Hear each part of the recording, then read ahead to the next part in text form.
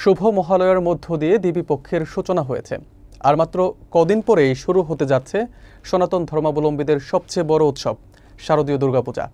উৎসবকে সামনে রেখে বাগেরহাটের কচুয়া সহ সারা দেশের মন্দিরগুলোতে চলছে ব্যাপক প্রস্তুতি। প্রতিমা তৈরিতে ব্যস্ত সময় পার করছেন শিল্পীরা, আর শান্তিপূর্ণ পরিবেশে উৎসব সম্পন্ন করতে প্রশাসন ও বিভিন্ন রাজনৈতিক দলও প্রস্তুতি নিয়েছে। বিস্তারিত থাকছে রাকিবুল হাসানের তথ্যচিত্রে।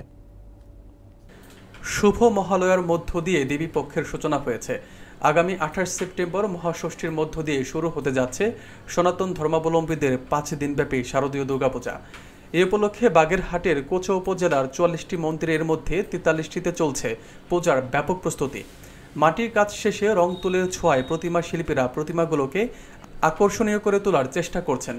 প্রতিমা শিল্পী বিধানচন্দ্র পাল জানান, তারা বর্তমানে খুব ব্যস্ত সময় পার করছেন এবং এক সপ্তাহের মধ্যে সব কাজ শেষ হয়ে যাবে। বাংলাদেশ পূজা উদযাপন ফ্রন্ট কচুয়া উপজেলা শাখার আহ্বায়ক নিরাময় ইন্দু হালদার বলেন, তারা বিভিন্ন মন্দিরে খোঁজখবর রাখছেন এবং আশা করছেন এবছর শান্তিপূর্ণভাবে দুর্গাপূজা উদযাপিত হবে। বাংলাদেশ হিন্দু বৌদ্ধ খ্রিস্টান কল্যাণ ফ্রন্টের কচুয়া উপজেলা শাখার আহ্বায়ক উজ্জ্বল কুমার দাস বলেন, গত বছরের তুলনায় এবছর দেশে অধিক সংখ্যক পূজা অনুষ্ঠিত হচ্ছে।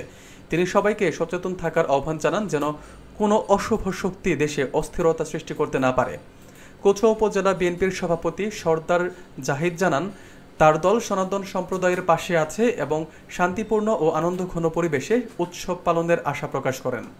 কচুয়া উপজেলা নির্বাহী কর্মকর্তা আলী হাসান বলেন, তিনি ইতিমধ্যে বেশ কিছু মন্দির পরিদর্শন করেছেন এবং এই কার্যক্রম চলমান থাকবে। তিনি জানান, আইন শৃঙ্খলা স্বাভাবিক রাখতে তারা সচেতন রয়েছেন এবং কোনো অনাকাঙ্ক্ষিত ঘটনার সম্ভাবনা দেখছেন না। একজন প্রতিমা শিল্পী, আমি প্রতিমা বানাই এবং বিভিন্ন মন্দিরে বানাই। আমি এখন রঙের কাজ করতেছি, বিভিন্ন এখানে আজকে করছি, কালকে আর এখানে যাবো। আমাদের এখন দিনরাতে 24 ঘন্টা কাজ করা লাগতেছে। আমাদের এখন খুব ব্যস্ত সময় পার করতেছি। আগামী দিন আমাদের মহালয়া উদযাপনের মাধ্যমে আমাদের দেবী পূজার শুরু হবে। আমরা আগেও খুব আড়ম্বরভাবে পূজা করতাম, এবার আরো বেশি আমরা সবাই সচ্চারভাবে পূজা করব এবং সবাই মিলে আমাদের পূজা আরো সুন্দরভাবে উদযাপিত করার চেষ্টা করছি।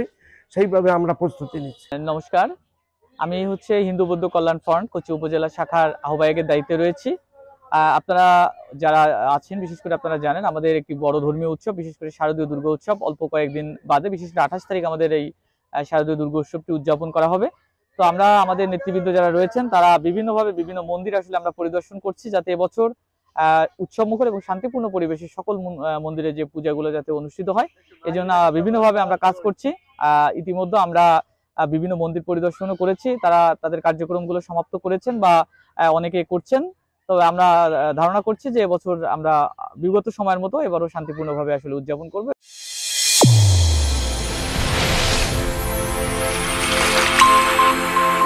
চ্যানেল A1 হৃদয়ের স্পন্দন।